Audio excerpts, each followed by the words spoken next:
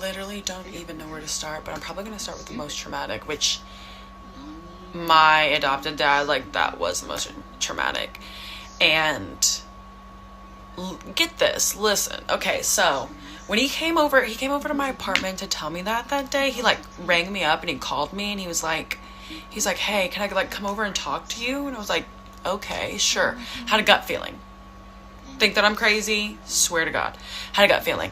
Get off the phone with him. I'm anticipating his arrival. I'm like peeping through the blinds. I have this gut feeling. I'm sick to my stomach. Then I hear, I go sit down, hear the car door slam. Go look out the window, see him walking up. I know what the fuck he's gonna say. I know what he's going to say. And you're like, oh, Laura, how'd you know what he was gonna say? Because he did weird shit my entire life. And I gaslit myself into thinking that maybe it wasn't weird because I didn't have a dad, so I didn't know what that relationship was really like. Okay, so I lived on the second story. He had to walk up 2 flights of stairs, knocked on my door. I'm sweating.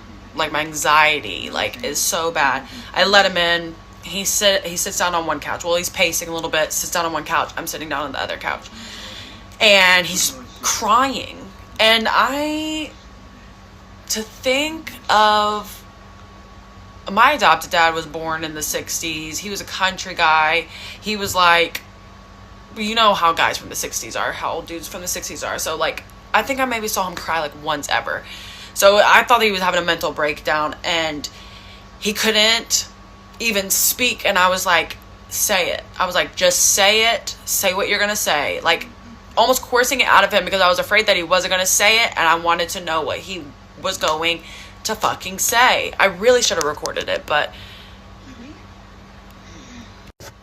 So he says, Laura, I'm in love with you.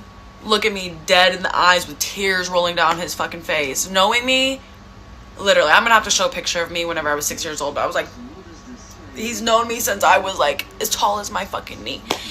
He's like, Laura, I'm in love with you. And I was like, oh, I love you too.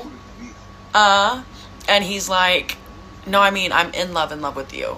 Like, I would love to marry you. I'm telling you, I'm freaking the fuck out in here. But it is also giving me clarification on everything that has happened throughout my time knowing him since I was 6 years old. I blacked out after that. I fucking blacked the fuck out. I remember him asking me, because I lived like 5 or 6 blocks away from my childhood home that I grew up in. Fuck. I remember him asking me to dinner because it was the weekend. They were a horrible family, but one thing that they generally did was like Sunday dinners or whatever. So he asked me to dinner, and I'm sure I said like yeah or something like that.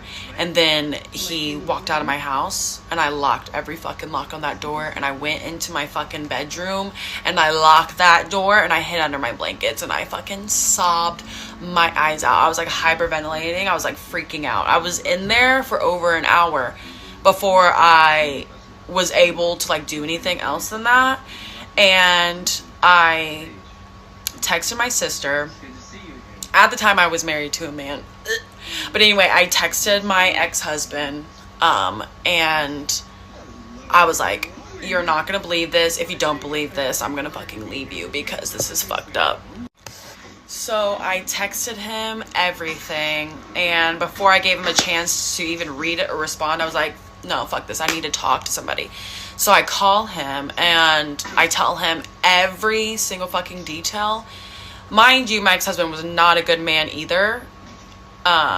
That's another story, an equally as traumatizing story. But anyway, I was on the phone with him and he was just like, he's like, Laura, you must be confused. Like, imagine a man sticking up for another fucked up man. But he's like, Laura, you have to be confused. There's got to be some. And he knows my history with these people and my adopted dad.